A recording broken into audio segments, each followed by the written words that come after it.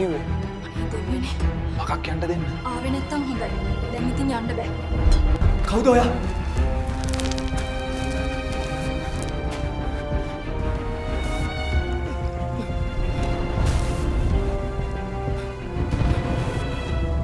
ඔයා තාමත් යන්න හිතනවද?